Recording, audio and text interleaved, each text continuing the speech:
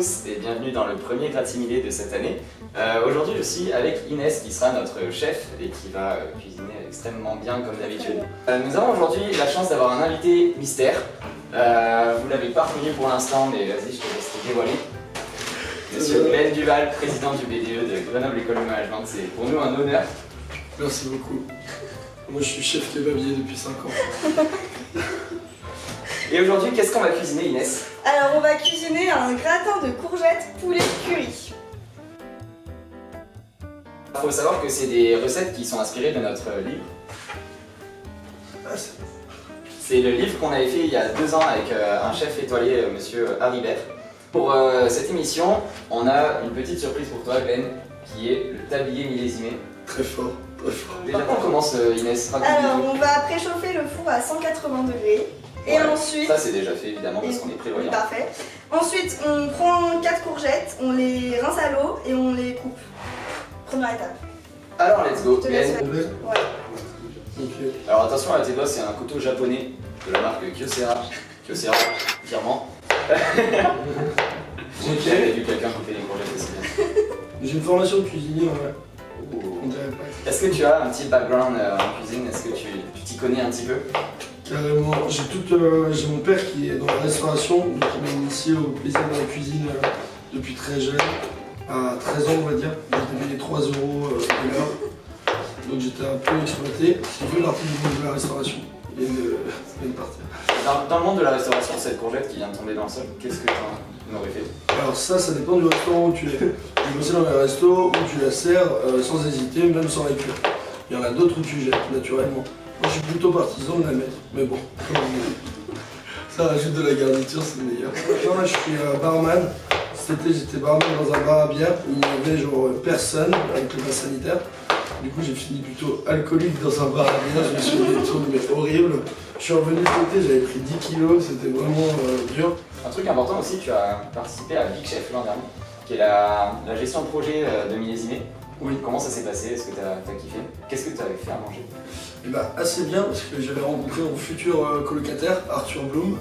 On avait fait un... Alors l'histoire c'était le kebab, personne ne sait s'il vient de Turquie ou de Grèce. Du coup on avait fait, le plat s'appelait Erdogan à Mykonos je crois. Et c'était un kebab entre les saveurs turques et grecques. Bon, on avait fait un tzatziki pour la Grèce et puis après pour la Turquie, un kebab.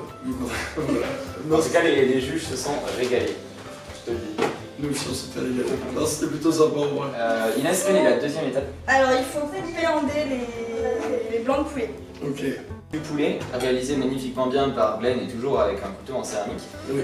Glenn, je crois que tu avais une petite anecdote à nous raconter. Ouais, c'était sur les œufs.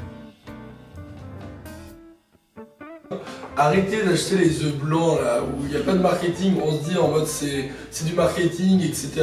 Œufs bio, tu payes 2 € de plus. Tu te dis, non vas-y je me tente sur ceux vraiment pas chers, tout blanc. Ils ont tous 2 jaunes d'œufs à l'intérieur de l'œuf. Donc alors faut voir ça comme vous voulez, soit vous aimez le jaune d'œuf et les OGM, soit pas trop, il faut arrêter de les acheter. Voilà. C'était le coup de gueule de Monsieur le Président. Ouais. Alors Glenn, tu es président du BDE. Vous avez organisé un gros event récemment qui est le Whale tout simplement. Est-ce que tu aurais une petite anecdote sur un staffeur, un petit truc sympa à nous raconter? Alors, il s'est passé pas mal de choses quand même. Est-ce que tu as kiffé ton Whale déjà premièrement? En vrai, ouais. En vrai, Malgré tous les allers-retours en voiture, les galères, les trucs. Ouais, mais tout le monde me disait en mode ouais, tu dois pas t'amuser, etc. En vrai, je me suis mis bien aussi, genre très bien. Après, il s'est passé beaucoup de choses. Hein. Il y a des choses auxquelles tu t'attends pas en fait. Il y a des personnes qui récupèrent dans des endroits congrus. On t'appelle pour des choses qui n'ont aucun sens, mais on t'appelle aussi pour des choses genre vraiment pas graves. Genre est-ce que tu peux venir, il y a quelqu'un qui dort sur un canapé, t'arrives, il y a juste quelqu'un qui dort sur un canapé, bah laisse-le dormir, tu vois. Tu faisais comment avant d'être sur le lit quoi. Mais non, et puis ça s'est plutôt bien passé, on a eu des blessés, mais rien de... Dédicace à tous les blessés. Ouais, tous les blessés, on te fait des bisous.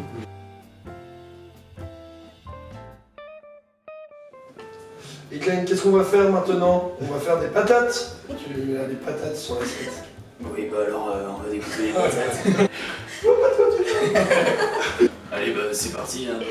Excusez-moi, je suis en lendemain de soirée. C'est compliqué. J'essaie de pas me couper un doigt. Tu n'arrêtes pas de sortir, non, avec ces doigts-là? Ouais, puis je fume depuis l'âge de 5 ans. Du coup, maintenant, on va verser le lait et la crème. Donc pour ça, on va se munir d'un verre doseur. Donc le travail est déjà partiellement fait parce que Glenn est un homme très rapide. Ouais. Je te laisse verser. Hop.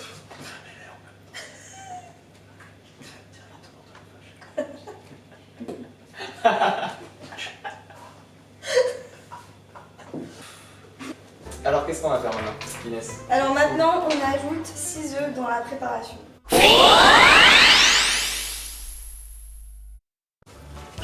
Wow! Ça va casser un an? Oh, c'est la réponse. Ouais. Non, c'est pas la je peux le mettre. Si. Est-ce que j'arrive à casser un œuf à une main? Est-ce que tu as du talent? Ouais, joli. On va faire une petite dédicace à Marguerite, on va faire le jeu de l'œuf. Le jeuf. Le jeuf, c'est tout simplement un fight entre deux œufs. Chacun choisit son champion. Quel est ton champion entre ces deux œufs? Moi, pour moi, c'est celui-ci, lui, il est, tu vois, là, non. Ouais, pour moi c'est celui-ci aussi. On va voir ce que ça donne.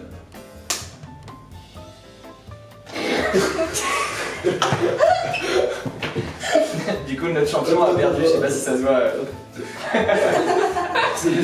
Notre champion a gagné.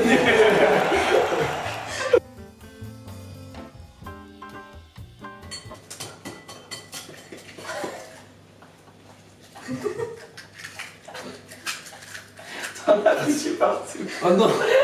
Ah non, attends.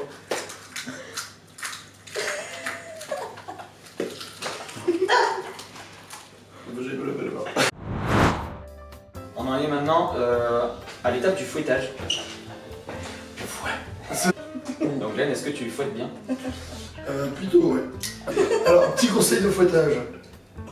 Alors, On évite d'en mettre partout. non, avoir une crème d'abord qui est d'accord pour se faire fouetter.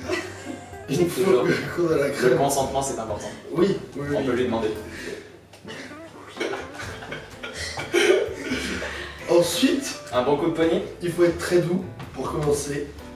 Mais là, on a beaucoup de crème. Donc, c'est une crème qui est très d'accord. On va ajouter du poivre. Parce que ça pique en plus. Après, petit coup de poignet léger. Et la règle voudrait qu'on fasse un 8. Mais là, le plat est petit. En tout cas, le principal dans le fouettage, le coup de poignet.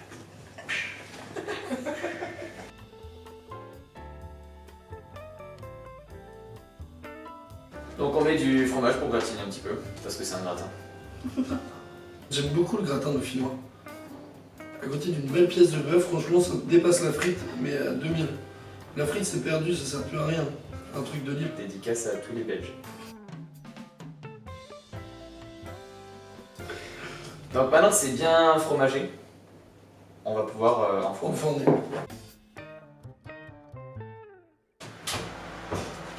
Je crois que c'est le truc le plus compliqué que j'ai fait depuis le début de l'année. Une idée de ce qu'on peut faire pendant 45 minutes, Glenn? Une partie de Monopoly. Par exemple. Ok, du coup, bah, ça fait 40 minutes qu'on attend, donc on va pouvoir sortir le gratin du four. Voilà, c'est un beau gratin qu'on a Beau là. gratin. Et On ouais, se fait on plaisir. est grave fiers de notre man. Donc on va vraiment sortir le gratin cette fois. To get the gratin of the oven. Merci Glenn pour ces petits cours d'anglais. Je vous en prie. Oh, il a l'air bon. Et voilà, bon, on va se régaler en vrai. Hein. En vrai, ouais. Je suis Ah, un peu c'est fier bien de ça. moi, ouais, je suis hyper fier de moi. Merci millésimé. Le mot de la fin, c'est gratin. Du coup, Glenn, tu connais notre mot de la fin? Non. C'est grazie mille. Grazie mille. Et du coup, pour le prochain grazie mille, Glenn, est-ce que tu as une idée de président ou présidente qu'on pourrait inviter? Oui, il faudra inviter la mère Ario, la présidente du DAU. Voilà, donc Marie, si tu vois cet épisode, on t'attend.